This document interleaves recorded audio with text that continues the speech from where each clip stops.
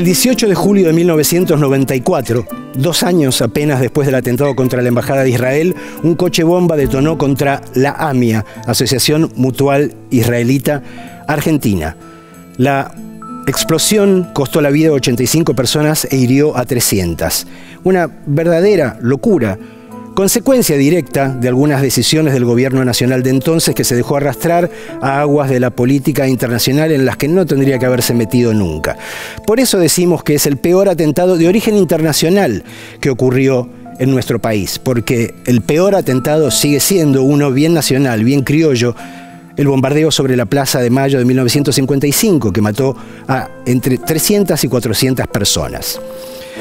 Hoy queremos recordar el atentado contra la AMIA como lo que sigue siendo el símbolo escandaloso de la clase de impunidad que alguna gente poderosa parece conseguir siempre en nuestro país. Han pasado prácticamente 30 años y seguimos tan lejos de la justicia como lo estábamos en el 94. Todavía no sabemos quiénes son los responsables. Lo que sí sabemos es que hubo funcionarios argentinos, y para volverlo todo más intolerable, funcionarios del Poder Judicial argentino, es decir, aquellos que deberían haber garantizado que se hiciera justicia, que trabajaron específicamente para encubrir a los verdaderos culpables. Otra deuda de la democracia argentina, la ley de medios, que arrancó como un triunfo, fue el resultado virtuoso de un largo proceso de consultas con todos los sectores de la comunicación a lo largo y a lo ancho del país, pero que se quedó corta porque no consiguió poner límites a la tremenda concentración empresarial que sigue existiendo en materia de medios y de la que depende nada menos la forma en la que nos informamos los argentinos, o nos desinformamos los argentinos, o nos malinformamos los argentinos. Hoy vamos a hablar también de aquel hito de la televisión que fue la noticia rebelde, y vamos a entrevistar a un doctor en filosofía que tiene más o menos la misma edad de la democracia argentina y que se especializó además en una de las décadas más coloridas, ponele, de nuestra historia reciente. Se llama Tomás Balmaceda y es un personaje, ya lo vas a ver. Esto es 40 años de democracia, y si te quedas ahí, sin duda alguna, estos 40 años se van a convertir con más probabilidad en los primeros 40 años de la democracia argentina. Quédate.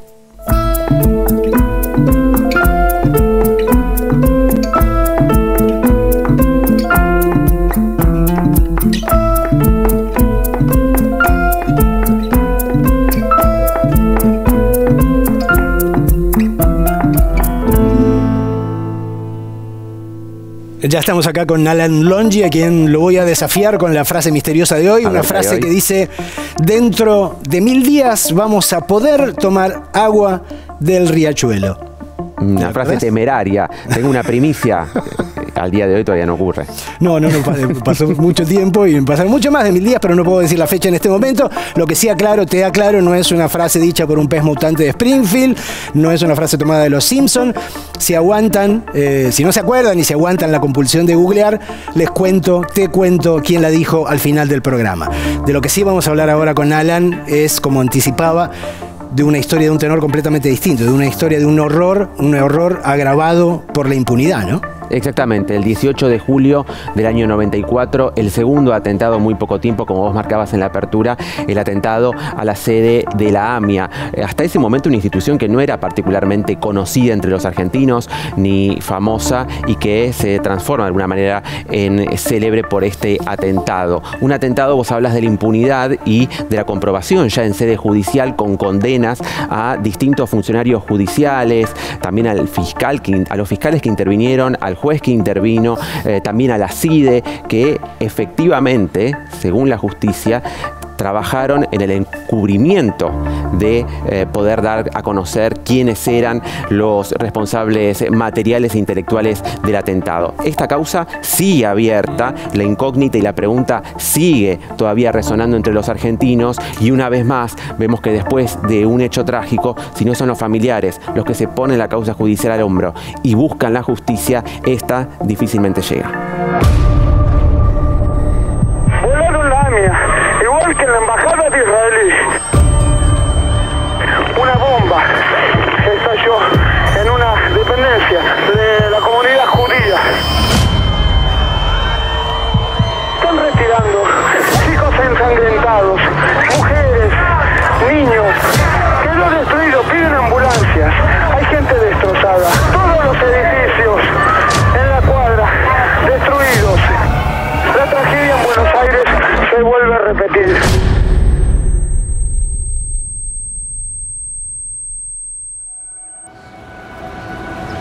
18 de julio de 1994, 9:53 de la mañana. 2 años y 4 meses después del ataque a la Embajada de Israel que mató a 22 personas, un nuevo atentado en Buenos Aires voló el edificio de la Asociación Mutual Israelita Argentina, ubicado en la calle Pasteur 633. Fue uno de los más brutales ataques terroristas en el país y en el mundo. El mayor contra objetivos judíos fuera de Israel desde la Segunda Guerra Mundial. Una bomba, 85 muertos, alrededor de 300 heridos, casi 29 años de impunidad. El saldo del atentado a la sede de la AMIA en la ciudad de Buenos Aires difícilmente pudo ser peor. ¿Por qué este segundo atentado? Muy sintéticamente hay que evaluar lo que estaba pasando en Argentina y en el mundo en esos momentos, donde el candidato Carlos Menem llegó a la presidencia en base a una cantidad de promesas, pero como todos sabemos, una vez que él accede a la primera magistratura, da un vuelco de 180 grados, traiciona los compromisos. Carlos Menem le da el abrazo a Bush. Constituye un motivo de orgullo esta conferencia de prensa con el señor presidente y amigo de los Estados Unidos, el señor George Bush. Se embarca en lo que se conoció como las operaciones carnales, manda tropas al Golfo, es el único país de Latinoamérica que hace ese gesto. Todo este contexto casi fue una crónica de un crimen anunciado.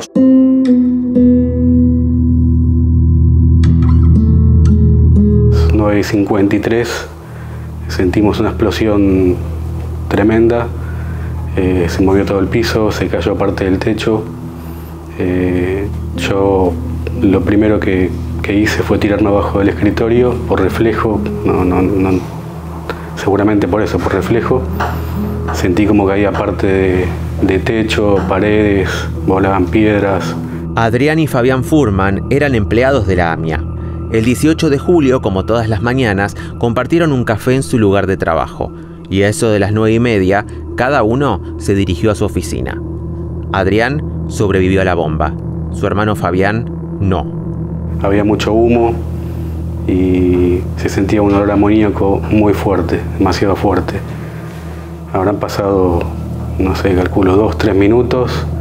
Cuando el humo se disipó un poco, empezamos a buscarnos entre los compañeros de trabajo que estábamos en ese piso, que éramos más o menos 20. No entendíamos nada de lo que había pasado, todavía no sabíamos lo que había pasado. Al aturdimiento inicial sobrevinieron el horror y la desesperación. Muchísimas personas se acercaron espontáneamente al lugar para colaborar en las tareas de rescate. Pero con el pasar de las horas y en medio de un operativo caótico, la esperanza de encontrar sobrevivientes fue dando lugar a la frustración, el dolor y la angustia.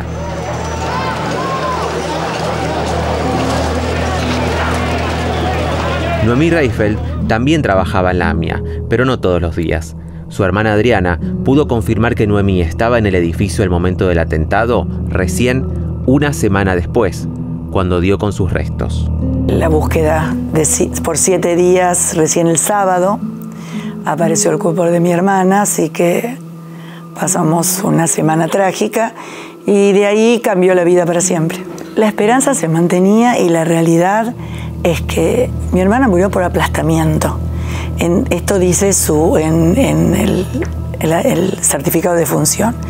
¿Qué significa? Que puede haber sido por la bomba, pero también puede haber sido por el mal cuidado que hubo, lamentablemente por la falta de experiencia, haber averiguado qué se hacía cuando había una catástrofe de esta índole, y no se tomaron, y hubo cientos de personas y de maquinaria sobre los escombros.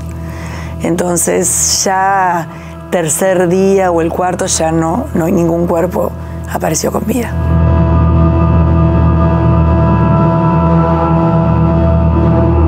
Llegué a mi casa y fue una semana de estar encerrado esperando noticias de mi hermano, que no había noticias, no aparecía el cuerpo, no aparecía él. Y recién el otro domingo, 7 días después, llaman por teléfono y encontraron el cuerpo de mi hermano junto a un compañero de trabajo, que eran casi los últimos que encontraban, 7 días después. Y bueno, se había terminado la espera y empezaba una pesadilla de ya enterarme y tener claro que mi hermano había fallecido. La reacción inmediata de la sociedad fue salir a las calles. Convocadas por familiares y amigos de las víctimas, el 21 de julio, miles de personas se concentraron en la Plaza Congreso, en una conmovedora movilización bajo la lluvia que quedó en la historia como la Marcha de los Paraguas. El reclamo por justicia y condena a los autores materiales e intelectuales del atentado fue masivo y unánime. La auténtica solidaridad es hacer justicia.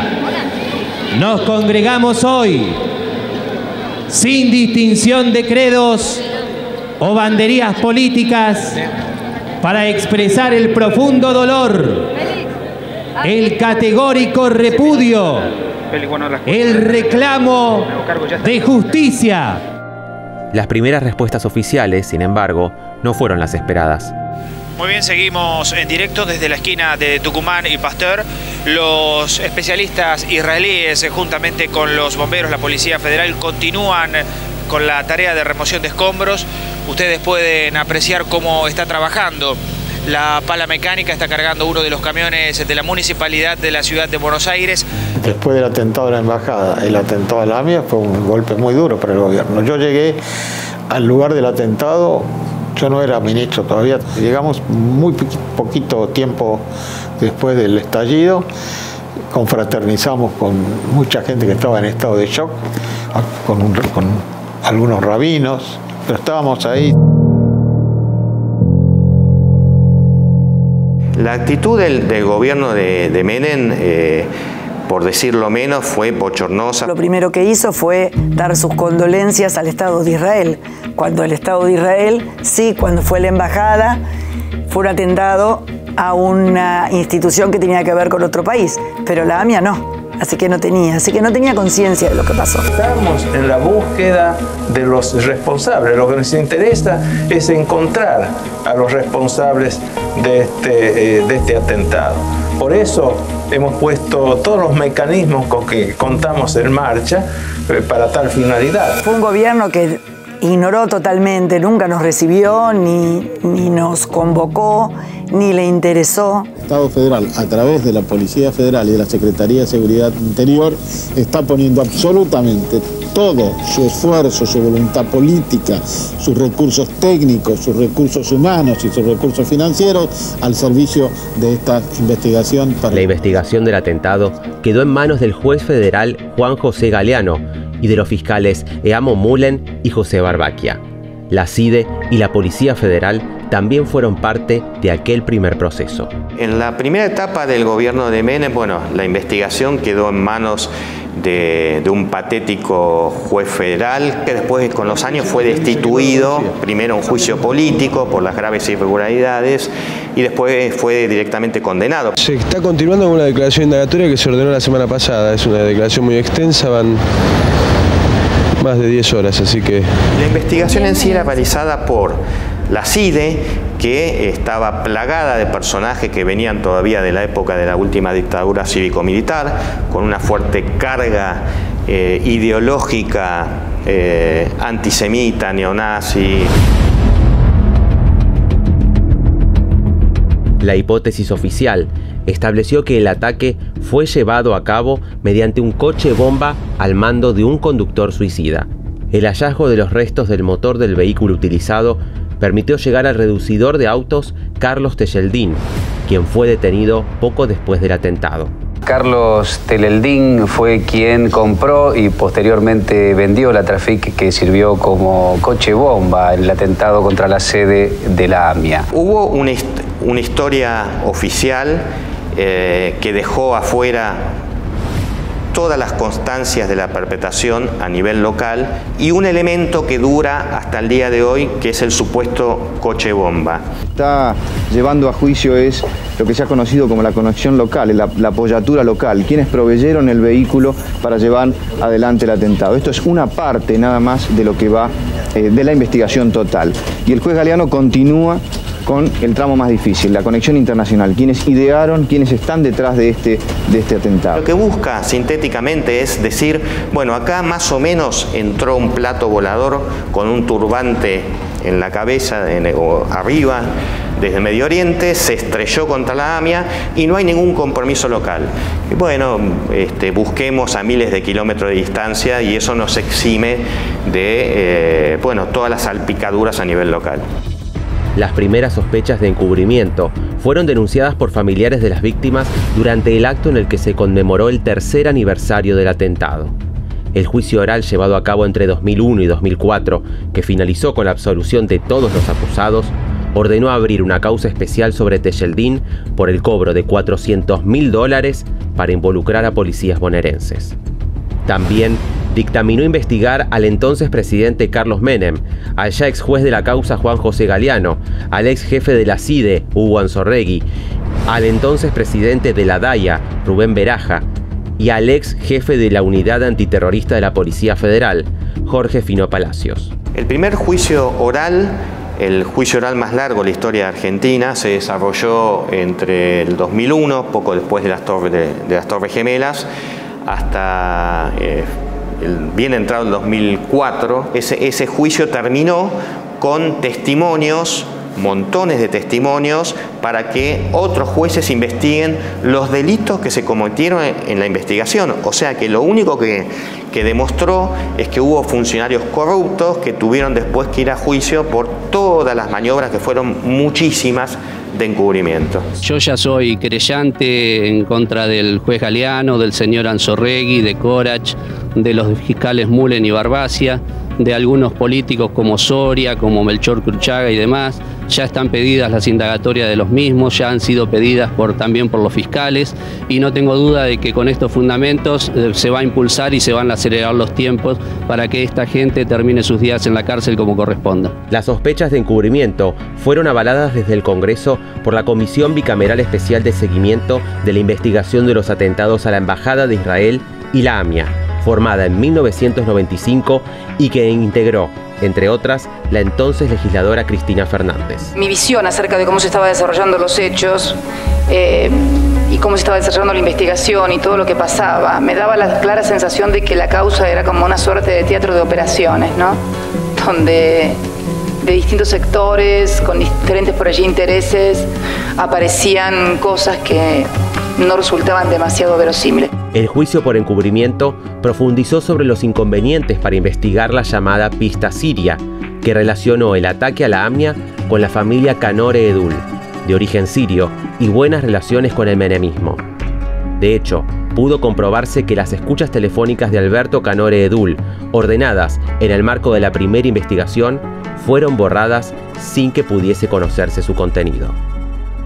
Ese juicio finalmente llegó a una sentencia condenatoria de estos funcionarios judiciales, del ex jefe de la CIDE, Anzorregui, por el pago de $400.000, en realidad fue más, porque después le pagaron por mes a Tejeldín para que mienta, también de algunos miembros de la Federal y de la CIDE, por esto que se conoció como el desvío o el encubrimiento de la pista siria. Se conoció hoy la sentencia en el juicio por el presunto encubrimiento. La absolución del expresidente Carlos Saúl Menem por encubrimiento del atentado a la AMIA y las condenas por peculado al ex juez Juan José Galeano a 6 años de prisión, al ex jefe de la CIDE Hugo Anzorregui a 4 años y medio y a Carlos Tejeldín a 3 años y 6 meses de prisión fueron las principales resoluciones por unanimidad del Tribunal Oral Federal número 2, que investigó las irregularidades cometidas durante la investigación del ataque terrorista a la Mutual Judía. A pesar de que el ex juez, los fiscales, Anzorregui, Menem, el ex directivo de la DAIA Beraja, eran parte del encubrimiento, no pasó nada, no tenemos ningún preso en la causa AMIA después de 28 años y medio. ¿Seguís manteniendo confianza en que vaya en algún momento a saberse qué pasó? No, la verdad no, ya hace varios años que dejé de tener esperanza en que algún día se sepa lo que pasó. Muchos dirigentes o políticos de esa época ya no están, en especial Menem, que se llevó lo que sabía. Y yo la verdad no tengo esperanza que algún día se sepa realmente lo que pasó.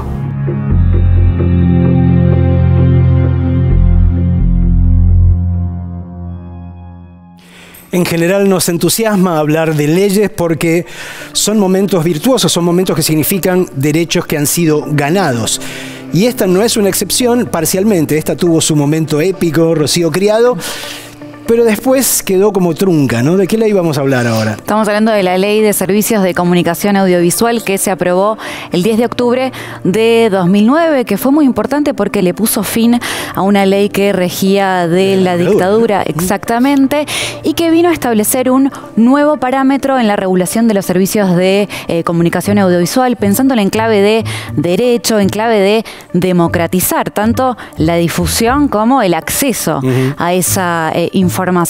Y fue una ley muy importante, tiene muchos artículos, pero tal vez el que generó más repercusión y más resistencia fue ese que hablaba de la concentración mediática, ¿no? Que lo que promovía justamente era la competencia y desconcentrar todo ese sistema de medios que vimos. Y se vio muy claramente en el gobierno de Mauricio Macri. Vos decías, bueno, a medias. ¿Por qué? Porque él decretó justamente un decreto de necesidad de urgencia que lo que hacía era limitar la aplicación de esta ley. Sin embargo, tuvo un recorrido muy interesante, de mucho trabajo, de mucho tiempo, federal, donde intervinieron distintos sectores, y creo que más allá de la implementación, que incluso hoy podemos debatirlo con los cambios que hay en la comunicación y hay que seguir pensándolo, dejó una conciencia de los derechos de las audiencias que me parece que fue lo fundamental. Hablamos con una de las autoras de este proyecto, Graciana Peñafort, que nos contó cómo fue todo ese recorrido, pero también qué desafíos hay por delante.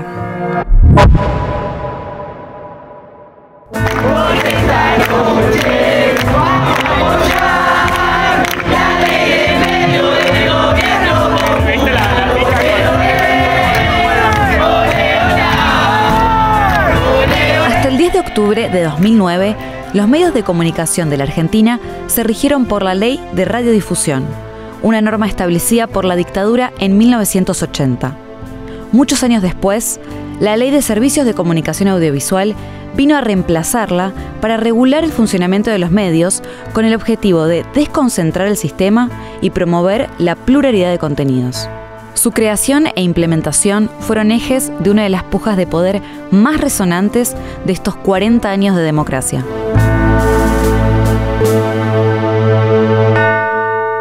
La ley de medios pretendía darle un poco de decencia al periodismo, no toda, pero por lo menos lograr que el poder no fuera tan centralizado. Fue muy interesante el poner en el debate la subjetividad y ayudó a las audiencias a crear lectores emancipados, a desarrollar una generación que tuviera conciencia de que hay un margen de subjetividad que aún el periodismo de mejor calidad siempre va a tener, ni que hablar aquel que en realidad no tiene ningún prejuicio y lo utiliza el periodismo no como un fin, sino como un medio para otros fines, ¿no? El espíritu de la ley no se refiere solamente a la desconcentración de medios, sino que venía a reconocer la existencia y a legalizar los medios comunitarios, que desde Naciones Unidas está determinado como uno de los elementos que contribuyen a la pluralidad de voces. Como bien lo ha dicho la Comisión Interamericana, el derecho a la expresión,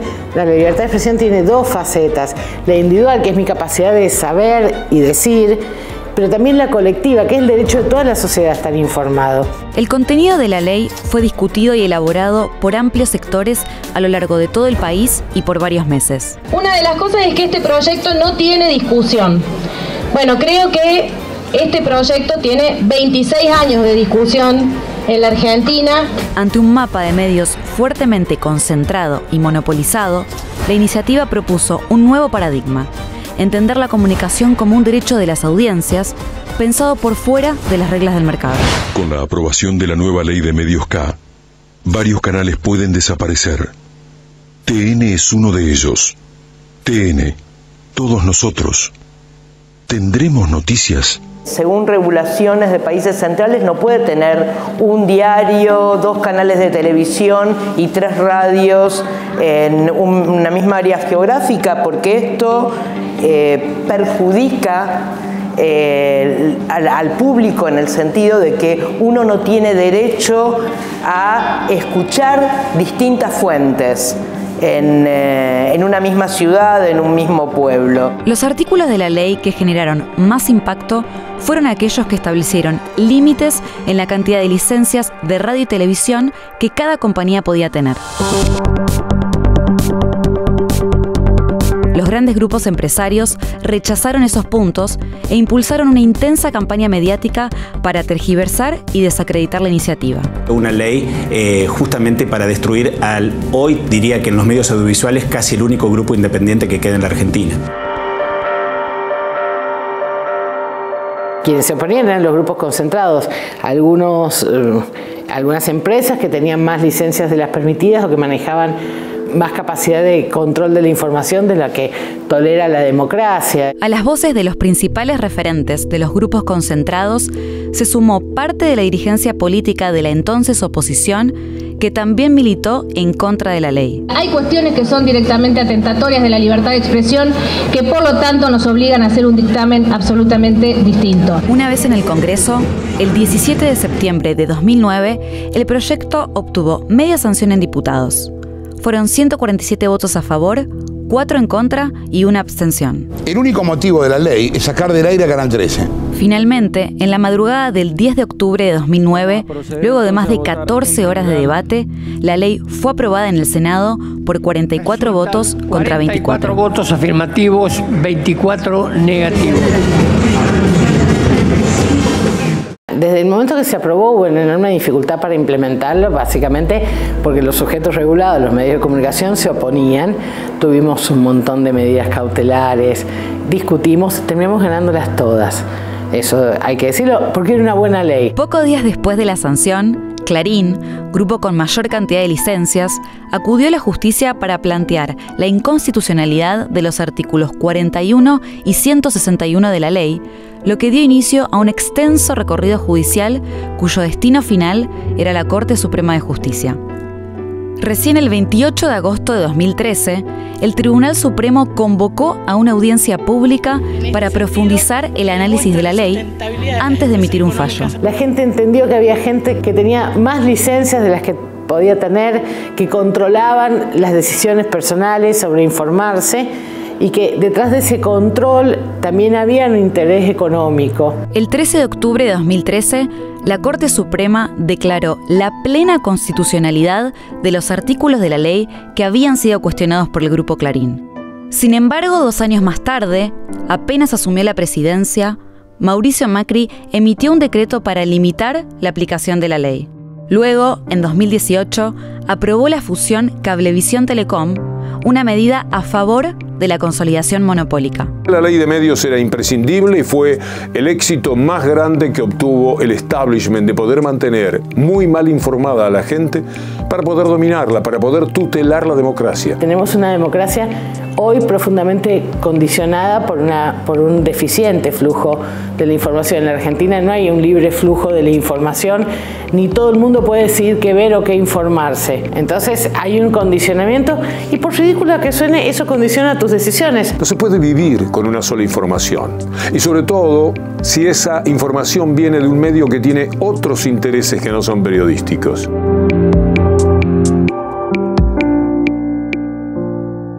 Trata de hacer un esfuerzo de imaginación. Yo sé que va a ser complicado porque te voy a hablar de otro mundo. Año 1986, no hay internet, no hay Google, no hay YouTube, no hay canales de cable. Todo lo que había era 4 canales de televisión abierta. Uno de ellos era este.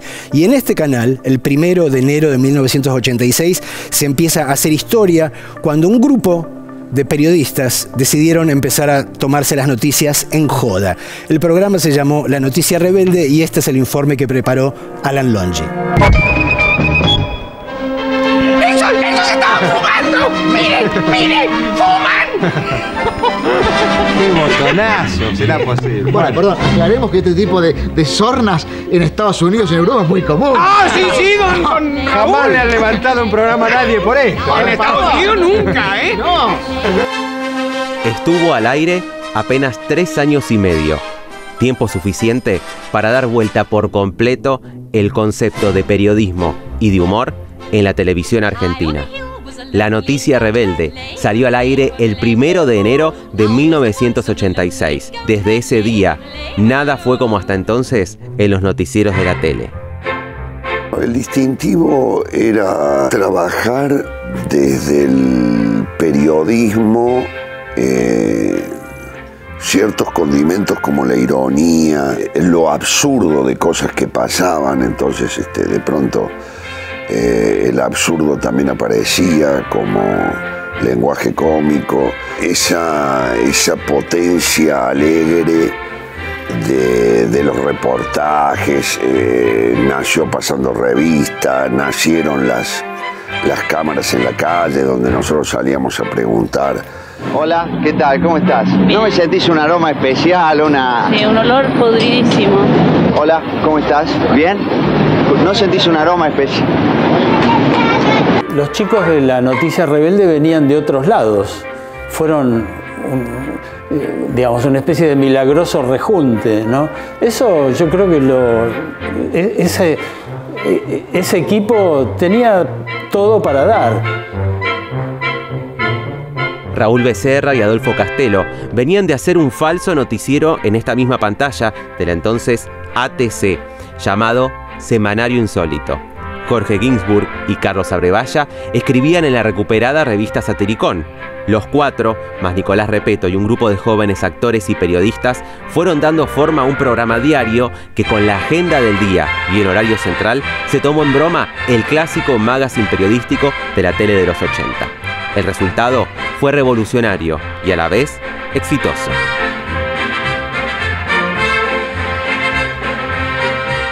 Yo empecé haciendo Lorenzo, que era un personaje que hacíamos con Teresita Ferrari, que estaba hablando con un entrevistado en la calle que opinaba de la economía de Surruil, y de pronto aparecía yo con un conflicto de pareja. Es lo que hace falta. ¿Usted cree, Lorenzo, qué haces acá? Lorenzo, no, Lorenzo, estoy trabajando, Lorenzo. Sinceramente te digo, pienso que esto ya no va más, en serio. ¿Qué pasa ahora, Lorenzo? Estoy trabajando. Discúlpeme, por favor, señor. Estamos... No, pero espere por favor, espere un segundo. A ver, falta un testigo a mí para decir. Hicieron cosas muy buenas y muy renovadoras. Yo, por ejemplo, recuerdo ese sketch que se llamaba Los Congresales, en donde juntaban imágenes de los diputados y senadores de ese momento y les ponían textos intencionados, ¿no? Hasta que incluso esos mismos políticos participaban de textos que la Noticia Rebelde proponía. No se entiende nada. Sus discursos permanentemente son un constante delirio. No me llamen delirante porque tengo todo estudiado. No lo llamen delirante. La Noticia Rebelde se emitió hasta julio de 1989, cuando las nuevas autoridades del canal, que llegaron con el gobierno de Carlos Menem, decidieron levantarlo. Y fue también influencia ineludible para buena parte de la televisión que vino después. Lo que generaban eran, desde el humor, porque no hay que olvidarse que era un programa de humor, lo que generaban era una forma distinta de opinión y de mirar la actualidad, de observar lo que pasaba. Y creo que en eso también hicieron escuela. Yo creo que fue un máster de periodismo argentino que hizo sobrevivir la televisión de rating después con esa fórmula que se fue aplicando en otros programas que tomaron a la Noticia Rebelde como un programa de culto, fueron transformando eso en algo y lo usaron hasta que se agotó. Señora, le quiero decir algo. Si usted cree que la cámara está en un casamiento, no, esto es el final en Navidad de la Noticia Rebelde. Muchas gracias. Felicidades. Tomás Balmaceda nació en 1980 en Campana, provincia de Buenos Aires.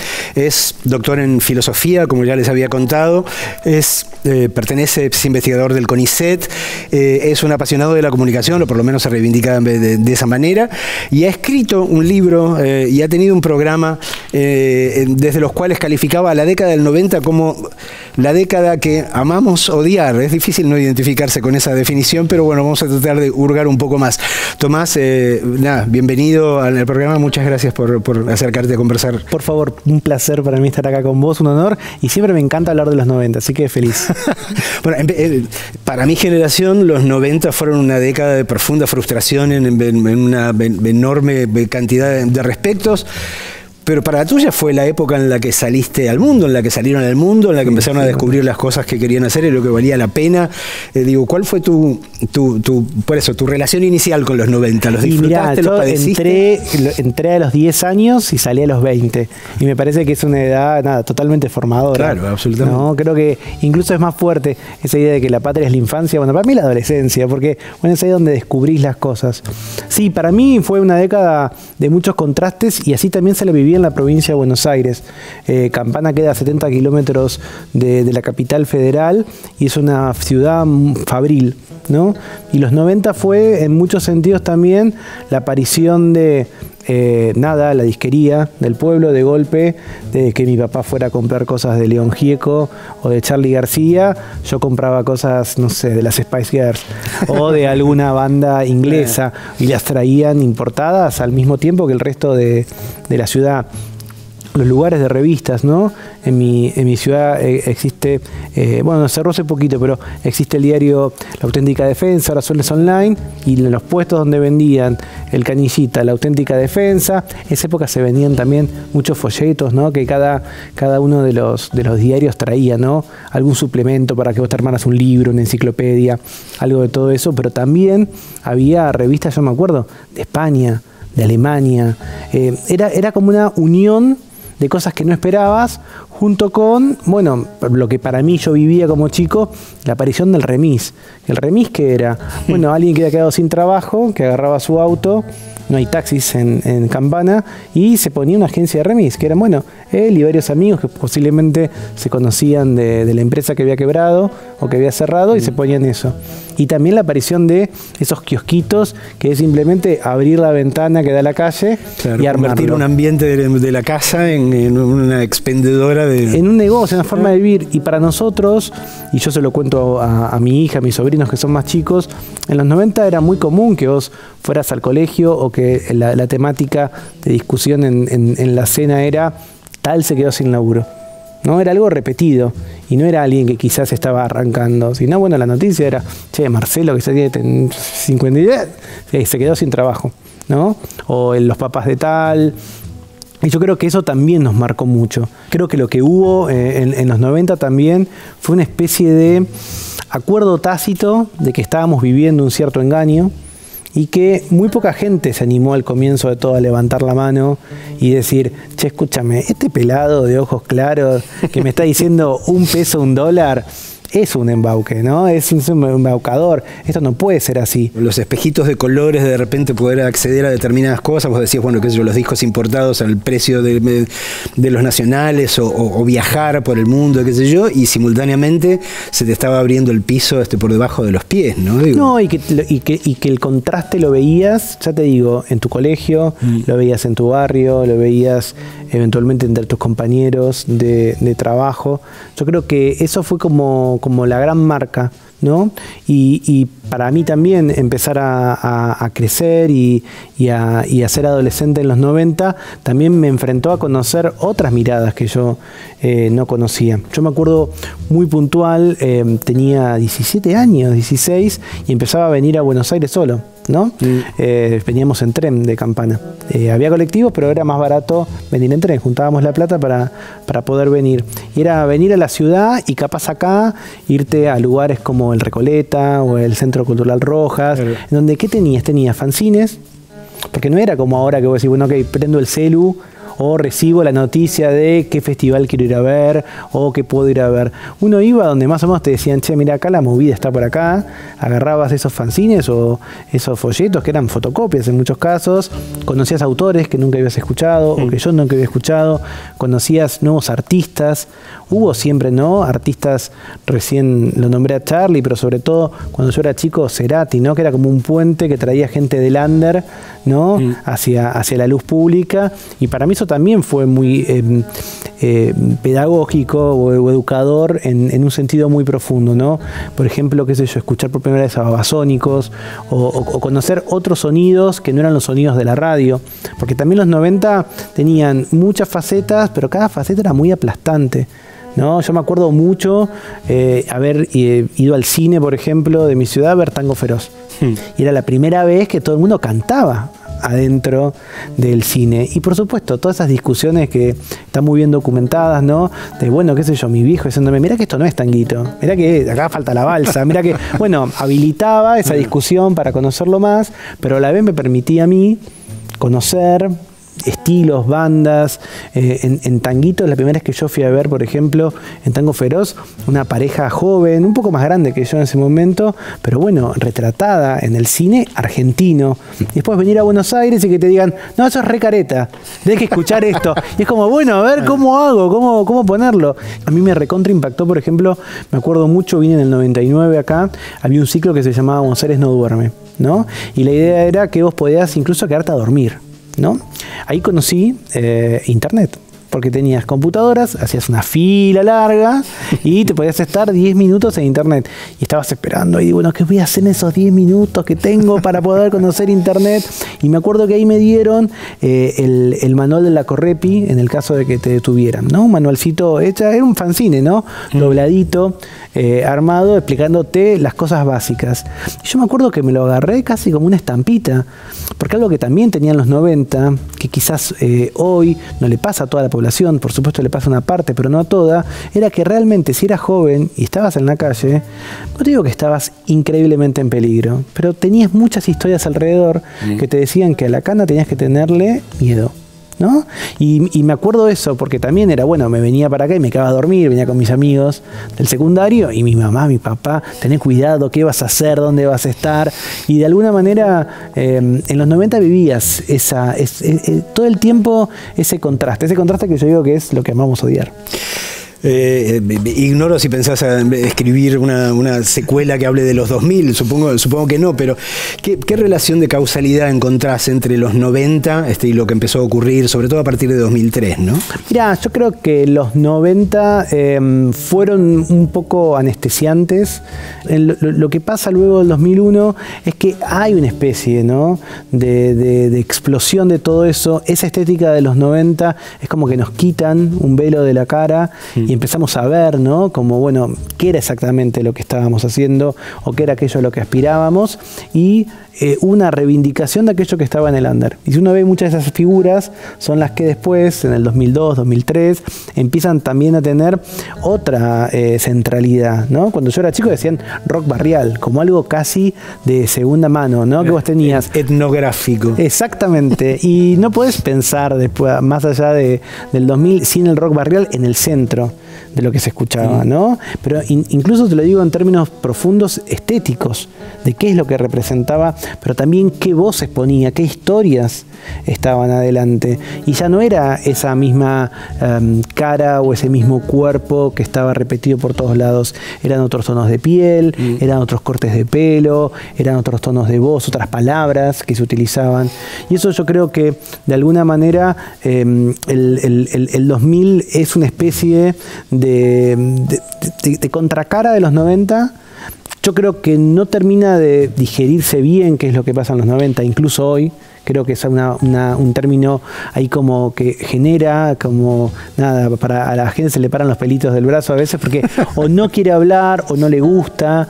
A mí me gusta hacer un experimento que voy a hacer acá, perdón, y es, bueno, cuando decís Carlos Menem, hay gente que se toca un huevo, ¿no? ¿Sí? O se toca una teta. Y vos decís, bueno, mirá, te digo, puedes tener toda la evaluación que vos quieras, pero lo votaron 3 veces, presidente. La tercera vez, nada, finalmente decidió bajarse.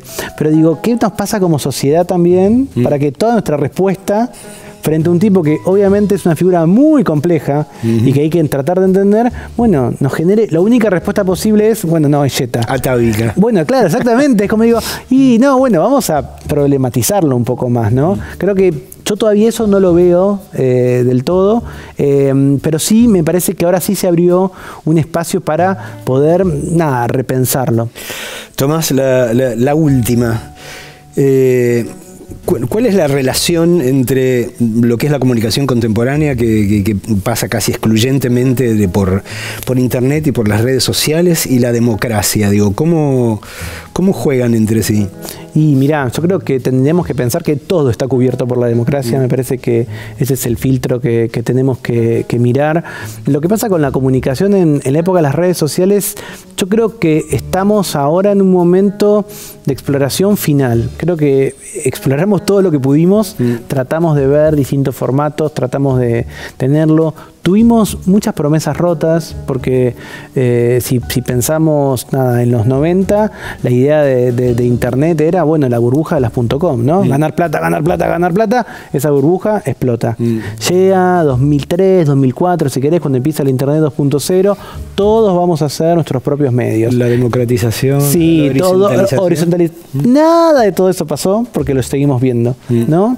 Y de alguna manera creo que lo que estamos viviendo ahora, para retomar alguna imagen un poco más literaria, es: lo viejo no termina de morir, lo nuevo no termina de nacer, y estamos en la época de los monstruos, ¿no? Y yo creo que hay algo ahí que me parece que previo a la pandemia estuvimos a punto de empezar a inocularnos un poquito. Yo creo que justo antes de la pandemia, ¿te acordás que fue el escándalo de Cambridge Analytica? Sí. Donde hubo una mirada más seria y un poco más crítica sobre el rol de las redes sociales, por ejemplo, en la democracia, en este caso puntual. En los procesos electorales. En los procesos electorales, exactamente.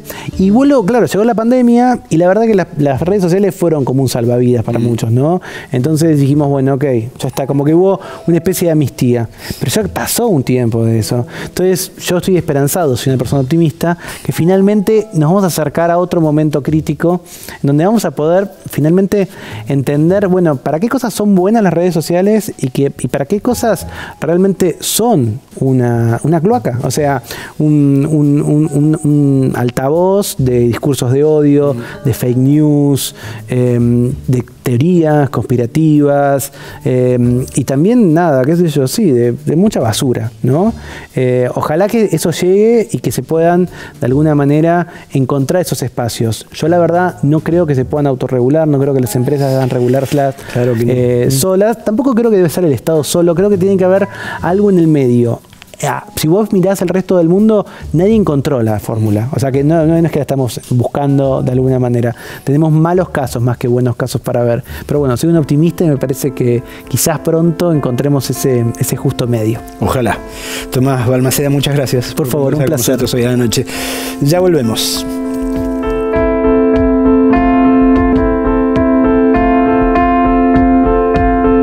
No olvides que en las redes sociales podés encontrar los programas anteriores de 40 años de democracia. Ahí están todos los informes y ahí están las entrevistas completas. Son las versiones más prolongadas de lo que has podido ver cuando el programa fue emitido al aire. Llegó el momento de develar la incógnita de la frase de esta noche. Frase que fue pronunciada el 4 de enero de 1993 y que decía, más o menos textualmente: en 1000 días vamos a poder tomar agua del riachuelo. ¿Quién la dijo? María Julia Alzogaray, que era por aquel entonces funcionaria de ambiente del gobierno de Carlos Saúl Menem, hija del tristemente célebre capitán ingeniero Álvaro Alzogaray, uno de los fundadores del neoliberalismo partidario en este país. Como se darán cuenta, pasaron prácticamente 11.000 días y no solo todavía no se puede tomar agua del riachuelo, sino que yo no recomendaría ni que metieran la pata ahí siquiera. Pero bueno, en fin, cosas que tiene la historia argentina contemporánea. Vamos a Rocío y a Manuela para que nos recuerden fechas que sí vale la pena recordar.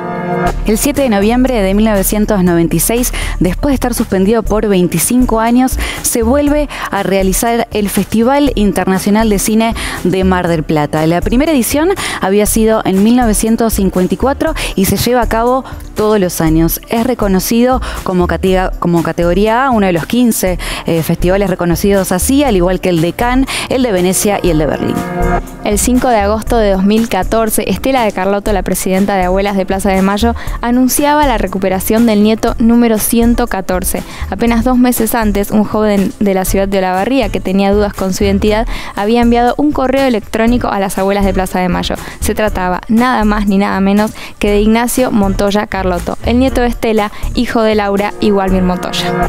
El 14 de marzo de 1988, el Senado sanciona con fuerza de ley un tratado de paz y amistad entre Argentina y Chile. El acuerdo estableció una solución definitiva a la discusión entre los límites entre ambos países, desde el canal de Beagle hasta el pasaje de Drake al sur de Cabo de Hornos. Fue un tratado que puso fin a un conflicto que casi lleva a la Argentina y a Chile al borde de una guerra en 1978. El 27 de abril de 2019, la Iglesia Católica beatifica en La Rioja al obispo Enrique Angelelli, al catequista Wenceslao Pedernera y a los sacerdotes Gabriel Longueville y Carlos Murias. Los 4 religiosos habían sido asesinados por la última dictadura cívico-militar y declarados mártires el año anterior por el Papa Francisco. El 4 de enero de 2010, después de permanecer 45 días internado, fallece en un hospital de Mendoza Sandro, el considerado ícono del rock en América Latina y Elvis argentino. Fue actor, cantante, compositor, publicó más de 50 discos y fue el autor de hits imborrables como Rosa Rosa, Dame Fuego, Quiero llenarme de ti y Tengo. El 10 de agosto de 1984 llega a las disquerías Viuda e Hijas de Rock and Roll, el álbum debut del cuarteto conformado por María Gabriela Pumer, Claudia Cinesi, Claudia Ruffinati y Mavi Díaz. Se trataba de algo espectacular porque era el primer grupo de rock nacional conformado íntegramente por mujeres. ¿Viste que siempre decimos que hay cosas del pasado que reverberan todavía en nuestro presente? Hablar de las viudas e hijas no es hablar del pasado, porque la realidad nos ha llevado a revivir, a reeditar, a volver a cantar uno de sus grandes éxitos. ¿Se acuerdan de Fondo Monetario Internacional? Vigencia lamentable de una canción muy bonita y muy simpática. Ojalá hayas disfrutado del programa. Nos vemos aquí la semana que viene. Esto es 40 años de democracia en la televisión pública. Fondo Monetario Internacional. Fondo Monetario Internacional. Esto de la musiquita ya me tiene loca. Ya mi papi no me quiere. Mi reloj no da la hora, mi fonola no funciona. El batido se me afloja, pero el piso está de moda.